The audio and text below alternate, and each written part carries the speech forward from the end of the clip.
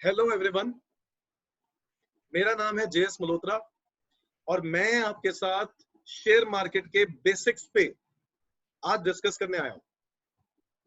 Sir, share market में invest करना है ना, बहुत दिमाग में ये बात आती है ना। सर, ये टाइम ही ऐसा है। बहुत सारे लोग अभी इस वक्त सोच रहे हैं कि यार पैसे कैसे कमाए जाए, कोई बिजनेस नहीं चल रहा, कैसे चलाया जाए बिजनेस को। बाहर बिजनेस चल रहा है तो बाहर लोग लोग नहीं आ रहे हैं, तो बहुत ही कम पॉपुलेशन बाहर निकल रही है। और इस वक्त की सिचुएशन में शेयर मार्केट में इन्वेस्ट करने का बहुत ही सुनहरा मौका है और आप लोगों को समझना चाहिए शेयर मार्केट के बेसिक्स। देखो, ये अभी आपके पास फ्री टाइम है, बहुत सारे बच्चे भी ये वीडियोस देख रहे होंगे और बहुत सारे बड़े लोग भी देख रहे होंगे, बुजुर्ग लोग भी देख रहे होंगे। अगर ये वीडियो आप लोग पहली बार इन्वेस्ट करने जा रहे हो शेयर मार्केट में, तो ये वीडियो आपके काम की है। देखो, मैं आपको एग्जांपल देता हूँ। शेयर मार्केट में जब आप पैसा लगाओ तो आपको पहली बात तो ये सोच के चलना है कि मेरा एक अमाउंट ऐसा है जो एक मेरे पास सरप्लस पड़ा हो।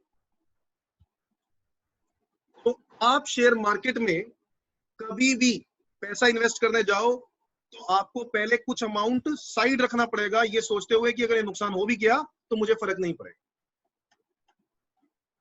सो शेयर मार्केट में आप कितना इन्वेस्ट करना चाहोगे? देखो, मैं तो चाहूंगा आप एक ऐसा अमाउंट निकाल लो जिसपे अगर वो जीरो भी हो गया ना तो आपको फर्क नहीं पड़ेगा। लेट्स से आपने आप लोगों ने 50,000 रुपए अपनी जेब से डाले शेयर मार्केट और कहा कि ठीक है, जहां पर भी डालना होगा डालेंगे। अब सवाल ये होता है बहुत सारे लोगों का कि यार ये 50,000 रुपए इन्वेस्ट कहां किया जाए। मैं आपको बताता हूं, अभी की जो सिचुएशन चल रही है उसमें अगर आज के टाइम पर सबसे ज्यादा किसी कंपनीज को फायदा हो रहा है ना, वो है फार्मास्यूटिकल वाली कंपनीज। जितनी भी फार्मास्यूटिकल वाली कंपनीज हैं, जैसे कि सिप्ला, ग्लेनमार्क, ठीक है, ऐसी कंपनीज, इन कंपनीज ने बहुत पिछले कुछ टाइम के अंदर बहुत फायदा किया है। अगर आप देखो, इनके शेयर प्राइसेस बहुत अच्छे पोजीशन पे चल रहे हैं, रोज के रोज शेयर प्राइसेस बढ़ रहे हैं, बिकॉज इनसे उम्मीद की जा रही है कि कोरोना वायरस की वैक्सीन बनाई जाए। तो इसीलिए बहुत सारे लोग उम्मीद करते हैं। और ये सब डिमांड सप्लाई का खेल है। आप लोगों को जज करना है कि कौन सा शेयर प्राइस का डिमांड ज्यादा है, और जिसकी डिमांड ज्यादा होगी प्राइसेस अपने आप उसके क्या करेंगे, राइज करेंगे। तो एक बहुत ही बेसिक बात है, ये सब डिमांड सप्लाई का खेल है। तो अगर मैं डिमांड करता हूं किसी भी शेयर की तो प्राइसेस बढ़ते जाएंगे।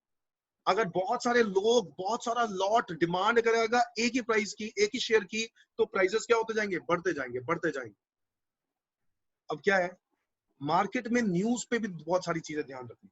नाउ आपको पहले क्या काम करना है, स्टेप नंबर 1, सबसे पहले आपको एक एक शेयर मार्केट में कोई भी कंपनी, जैसे कि जो एजेंट है, जो ब्रोकर्स होते हैं, मैं आपको एग्जांपल देता हूं। ब्रोकर्स में शेरखान.com है, शेरखान.com है, ठीक है, ऐसी कंपनीज हैं। या फिर और भी बहुत सारी कंपनीज हैं, शेरखान.com के अलावा भी ऐसे नहीं बहुत सारी कंपनीज हैं। मैंने खुद इन्वेस्टमेंट जो की थी वो शेरखान.com से की थी, और सच मायने में कहूं तो शेरखान.com मुझे तो बहुत बढ़िया लगा।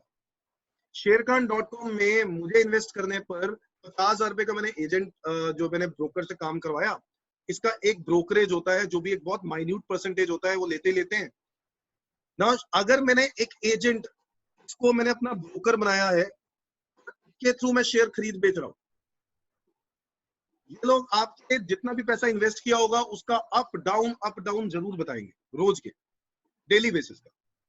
अब 50,000 रुपए अगर आपने कौन सी कंपनी में इन्वेस्ट करना है, आपका ये सवाल है, तो मैं आपको सबसे पहले तो ये बोलूंगा, आप लोग देखो, क्योंकि आप बिगिनर्स हो, तो बिगिनर्स में स्ट्रॉन्ग फाइनेंशियल कंपनीज देखो। कौन सी कंपनीज देखो?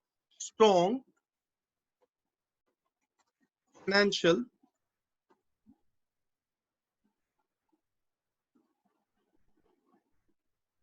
कंपनीज, ऐसी कंपनीज जिसकी फाइनेंशियल पोजीशन बहुत स्ट्रॉन्ग है, जैसे कि रिलायंस, जैसे कि टाटा, जैसे कि आईटीसी, जैसे कि SBI, state bank of India,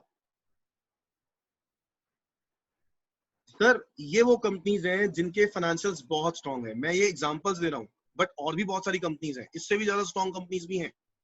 आप लोगों को इन्वेस्ट कौन सी कंपनीज में करना चाहिए? आपको उसके पिछले 5 साल, हाँ जी कितने, 5 साल, पिछले 5 साल की पोजीशन देखनी है, 5 years पोजीशन। मेरी बात समझ रहे हो? ध्यान से सुनना, ध्यान से समझना। 5 years की पोजीशन देखो दोस्तों, 5 years की पोजीशन कैसी चल रही है रिलायंस की, टाटा की, आईटीसी की, एसबीआई की, या फिर XYZ जो भी आप कंपनी देख रहे हो, और एवरी ईयर अगर बढ़ रही है तो मेरे हिसाब से ये एक कंपनी है जो आपको अच्छा फायदा देने वाली है। दूसरी बात, जब भी आप किसी कंपनी में इन्वेस्ट करते हो तो इन्वेस्ट करते वक्त एक तो फाइनेंशियल पोजीशन उसकी स्ट्रांग होनी चाहिए, फिर ऐसी कंपनी देखनी जरूर है जिस कंपनी का मार्केट में न्यूज आती जाती रहती है। सर अगर मैं मार्केट में न्यूज वाइज देखूं, मार्केट न्यूज वाइज कंपनीज देखूं, तो मार्केट में न्यूज वाइज इस वक्त सारी फार्मा कंपनीज हैं, समझ गए? सारी फार्मा कंपनीज मार्केट में न्यूज न्यूज है उनके ऊपर। इनफैक्ट इस वक्त रिलायंस के ऊपर न्यूज चल रही है, रिलायंस अपना स्टॉक बेच रहा है, तो रिलायंस के ऊपर न्यूज बहुत चल रही है इस वक्त। अगर मैं कहूं तो आइडिया, आइडिया ऐसी कंपनी, वोडाफोन आइडिया मर्ज होने के बाद वोडाफोन आइडिया होगी, और इस कंपनी के ऊपर हमेशा न्यूज रहती है। एक यस बैंक हमेशा से सुर्खियों में रहा, क्योंकि यस बैंक के ऊपर बहुत सारी प्रॉब्लम्स आई, बहुत सारे डिस्प्यूट। मैं क्यों कह रहा हूं, मैं ये कह रहा हूं कि ऐसी कंपनीज पर ध्यान दो जिसकी मार्केट में क्या चल रही हो, न्यूज चल रही है। और आप देखना दोस्तों, आप देखना जैसे ही मार्केट में कोई न्यूज आती है ना, रोज के रोज अगर आप न्यूज देख रहे हो ना, मार्केट में बिजनेस की न्यूज देख रहे हो, तो उसका उसके ऊपर, उसके शेयर के प्राइस के ऊपर इंपैक्ट पड़ता है उस न्यूज का। सर अगर आज कोई पॉजिटिव न्यूज आई है ना, अनाउंस हुई है, मैं आपको गारंटी कह रहा हूं अगले दिन शेयर प्राइस क्या हो जाएगा, बढ़ जाएगा। यस बैंक का दिवालिया निकल गया था ना, दिवालिया, दिवालिया मतलब यस बैंक ने हाथ खड़े कर दिए थे, भैया हमारे पास तो डेट चुकाने के लिए पैसे नहीं है। तो यस बैंक ने क्या किया पता है? यस बैंक ने अपने शेयर प्राइस बेचने स्टार्ट कर दिए कि कौन खरीदना चाहता है खरीदो भाई, हम लोग तो भाई जा रहे हैं, हमारे पास पैसा नहीं है। उस वक्त यस बैंक करीब, मुझे याद है करीब 400 रुपए का एक शेयर, जो आज के टाइम पर 25, 26, 30 रुपए पे पहुंच गया। सर क्या कह रहे हो?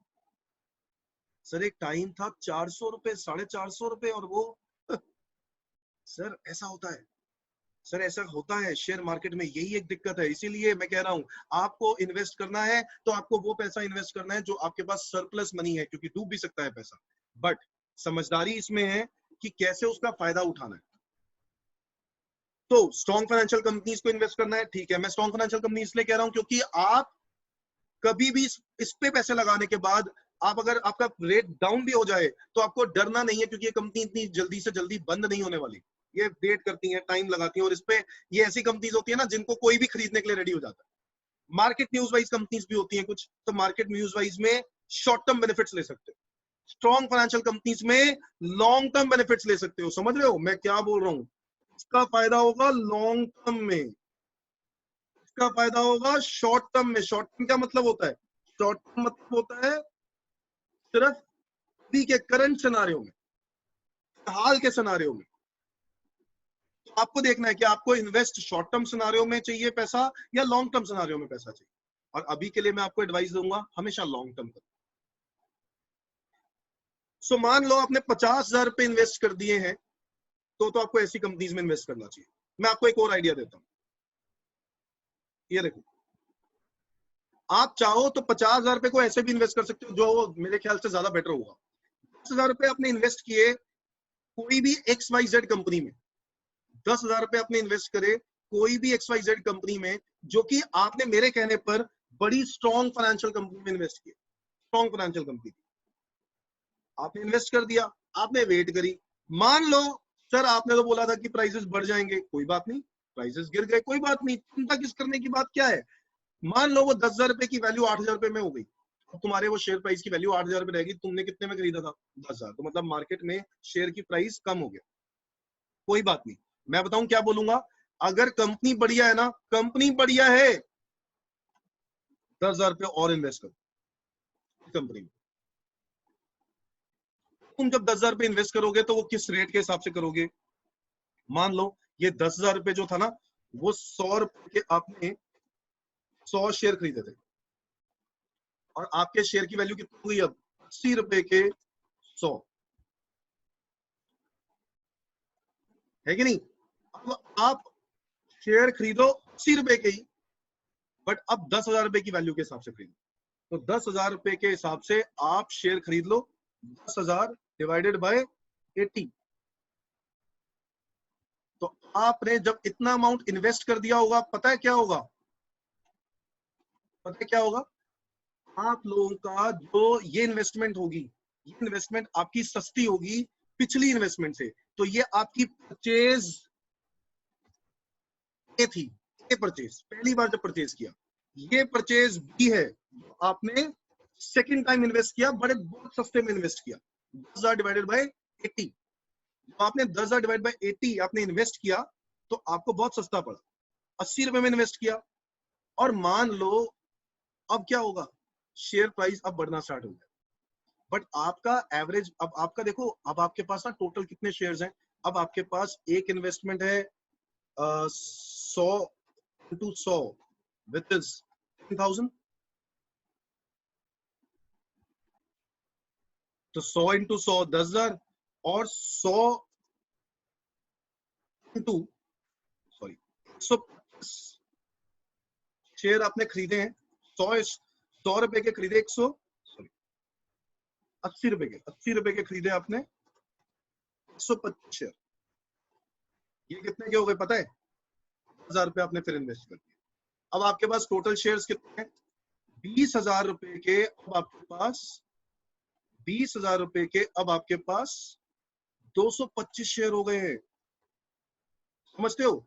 225 शेयर हो गए हैं आपके पास 20,000 रुपए के। इससे फायदा पता है क्या हो गया? इससे फायदा ये हो गया कि अब आपका रेट जो है, जो पहले की परचेज प्राइस थी 100 रुपए, वो आपकी 100 रुपए की नहीं है। ये इसका एवरेज प्राइस हो जाएगा 20,000 डिवाइडेड बाय 225 which is 88.88। दोस्तों समझ रहे हो मेरी बात? मैंने वो 100 रुपए के प्राइस को 88 रुपीज 88 पैसा में इन्वेस्ट कर दिया। मतलब अब मेरा प्राइस, एवरेज प्राइस 8.8 में हो गया। तो घबराने की बात नहीं है, आप फायदे में जा सकते हो।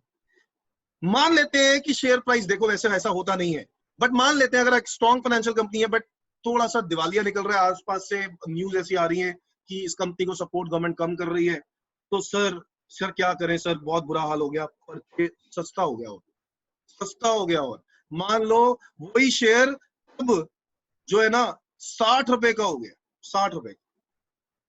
अब अगर 60 रुपए का शेयर हो गया, आपने वेट करी, तो बेटा देखो 60 रुपए के होने पर तो आपको 28 रुपए का नुकसान हो रहा है। तो मैं आपको क्या बोलूंगा, सर आप इन्वेस्ट और कर दो, आप इन्वेस्ट और कर दो, और आप इन्वेस्ट कर दो 9,000 रुपए। 9,000 रुपए अगर मैं इन्वेस्ट करता हूँ और शेयर का कीमत सिर्फ 60 रुपए हो चुकी है, तो आप कितने शेयर्स खरीद रहे हो? पता है कितने शेयर्स खरीद रहे हो? So 9,000 डिवाइडेड बाय 60, 150 शेयर्स खरीद लिए हैं। 150 शेयर्स जो आपने परचेज कर लिए, अब आपके पास टोटल क्वांटिटी शेयर्स की क्या हो गई है? ज्यादा हो गई है। ये देखिए आपके पास अब टोटल इन्वेस्टमेंट कितनी हो गई पता है? Investment amount 29,000। और आपके पास टोटल शेयर्स अब कितने हो गए पता है? टोटल शेयर्स हो गए हैं 225 के बाद 150 और खरीद लिए, 375। Oh my God. मतलब देखो, मैंने बोला अगर कंपनी स्ट्रॉन्ग फाइनेंशियल नेचर की है तो कंपनी बंद होने वाली इतनी जल्दी नहीं है। कंपनी के कुछ ऐसे प्रोडक्ट्स हैं जो जिंदगी भर काम आने वाले हैं, जैसे रिलायंस की हैं, आईटीसी कंपनीज हैं, कुछ ऐसी कंपनीज हैं जो ऐसी इतनी आसानी से बंद होने वाली नहीं है।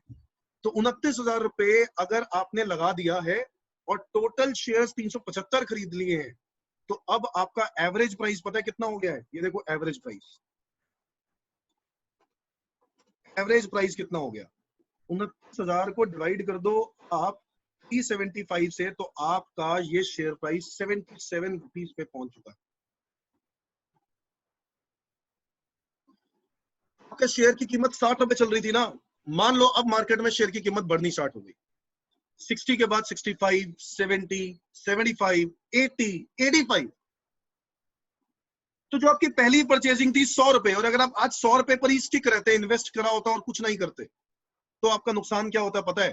तब भी आपका नुकसान होता अगर वो 85 पे चल रहा होता। और अब मैं यही शेयर प्राइस को 77 रुपीज का मेरा कर चुका हूं, जिसकी वजह से मेरा एवरेज प्रॉफिटेबिलिटी अगर मैं चेक करूं तो मुझे फायदा हो गया। मेरी बात समझ रहे हो दोस्तों? मेरी बात को ध्यान से समझना। मैंने कहा ये 375 शेयर्स खरीदने पर 29,000 रुपए पर मेरा एवरेज प्राइस 77 हो गया, और अगर मार्केट में शेयर प्राइस 85 हो गया तो मुझे 8 रुपए का फायदा हो गया मेरे शेयर पर, और मैं इजिली अब शेयर्स को, सारे के सारे शेयर्स को एक साथ बेच सकता। तो दोस्तों, कहीं नुकसान हुआ, कहीं फायदा भी हुआ। अगर मेरी स्ट्रॉन्ग फाइनेंशियल कंपनी है तो मेरे को ऐसा होगा। हाँ, अगर कंपनी अपने वीक उठा ली और आप शेयर गिरने के बाद उठाते रहे शेयर को और परचेज करते रहे, तो भाई साहब फिर तो आप बहुत बड़ी गलती करने जा रहे हो। आपको मार्केट की न्यूज का पता होना चाहिए। अगर कोई वीकेस्ट कंपनी उठा ली है आपने, कोई बहुत बीमार कंपनी उठा ली है, और ऐसे केस में आप शेयर को खरीदते जा रहे हो एवरेज प्राइस को ठीक करने के लिए, तो सर कल को क्या हो सकता है? आपका बहुत बड़ा नुकसान हो सकता है। तो ये इसीलिए मैंने आपको बताया दोस्तों कि मैं जब भी शेयर खरीदता हूं हमेशा स्ट्रॉन्ग फाइनेंशियल वाली कंपनी खरीदता हूं, और वो लॉन्ग टर्म के लिए इन्वेस्ट कर देता हूं। रिलायंस, टाटा, आईटीसी, एसबीआई, ये मेरे पोर्टफोलियो में हमेशा रहती है। इस वक्त मैं ग्लेनमार्क खरीदता हूं, ठीक है। इस वक्त में वोडाफोन आइडिया भी मैंने खरीदी हुई है, क्योंकि बहुत ही सस्ते शेयर पर है। हाँ, हालांकि उसके ऊपर न्यूज में बहुत ध्यान देना होता है।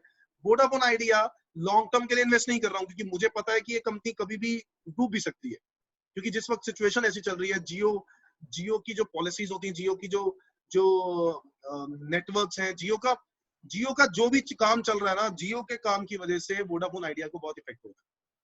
और आप देखोगे वोडाफोन आइडिया कभी गिरता है कभी बढ़ता है, रोज के इसके अप डाउन चल रहे हैं। तो दोस्तों, ये शेयर मार्केट पे एक बहुत ही बेसिक वीडियो है। मैंने आपको अभी कुछ निफ्टी नहीं बताया, सेंसेक्स नहीं बताया, मैंने आपको बियर बुल मार्केट नहीं, मैंने वो सब बातें नहीं बता रहा। वो सब बातों के लिए आपको शायद मार्केट में बहुत वीडियोस मिल जाएंगी, बट मैं वो वीडियो कंटेंट लेके आना चाहता था जो वीडियो आपके लिए शायद थोड़ी सी न्यू हो, और बिगिनर्स के लिए ये एक बहुत ही बढ़िया तरीका है इन्वेस्ट करने का, कि आप जब भी इन्वेस्ट करो तो आप थोड़ा थोड़ा अमाउंट करके इन्वेस्ट करो। अगर कंपनी डूब जाती है तो आप, डूब जाती है मतलब अगर कम हो रही है, प्राइसेस कम हो रहे हैं, तो आपको और इन्वेस्ट करना चाहिए ताकि एवरेज प्राइस कम हो सके, और फिर इसके बाद इन्वेस्ट करना चाहिए। आपका एवरेज प्राइस 77 रुपीज हो गया, कल को अगर शेयर प्राइस बढ़ गया तो आपको फायदा होना स्टार्ट हो जाएगा। समझ में आया दोस्तों? थैंक यू दोस्तों, आज के लिए इतना ही करते हैं।